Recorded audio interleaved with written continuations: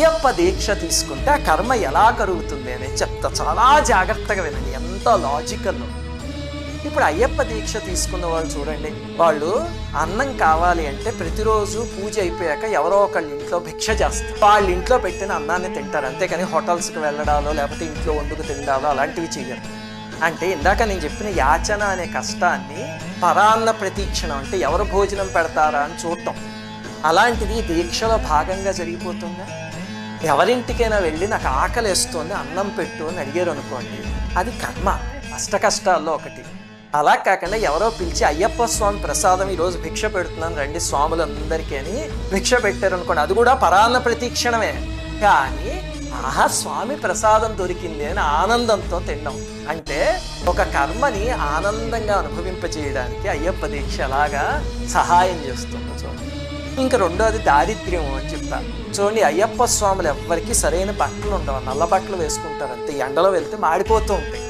అలాగనే ఏ సుఖాలు ఉండవు వాళ్ళకి. ఆ దీక్ష 40 రోజులు కాళ్ళకి వేసుకోవడానికి చెప్పులు ఉండవు, రోజు నేల మీద ఒక చాప వేసుకుని పడుకుంటారు అంతేనా. సాధారణంగా అయ్యప్ప స్వామిని చూస్తే ఇది అష్ట కష్టాల్లో రెండోది. జీవితంలో ఇలాంటి కష్టం వచ్చిందనుకోండి ఎంత బాధపడతాం.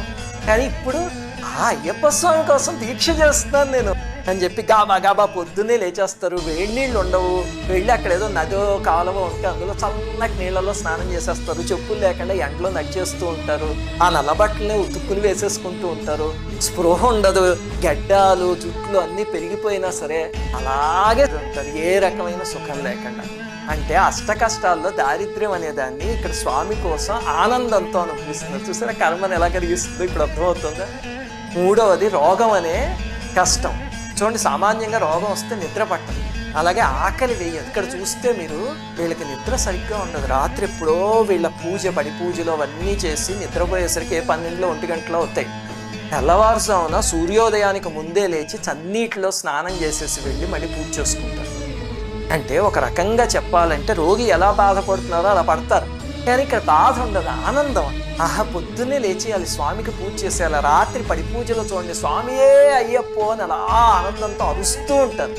అంటే ఒక కర్మని ఆనందంగా అనుభవింపజేసేది దీక్ష.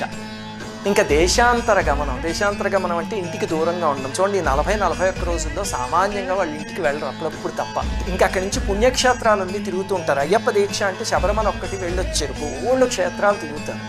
ఆ రకంగా దేశాంతర గమనం అనే కర్మని ఆనందంగా తీర్థయాత్రలకు వెళ్ళి తీర్చేసుకుంటారు. ఇంకా భార్యా వియోగం. ఈ 41 రోజుల పాటు సామాన్యంగా భార్యని అప్పుడప్పుడు తప్ప చూడరు కూడా. ఎందుకు చూడరండి? ఎందుకు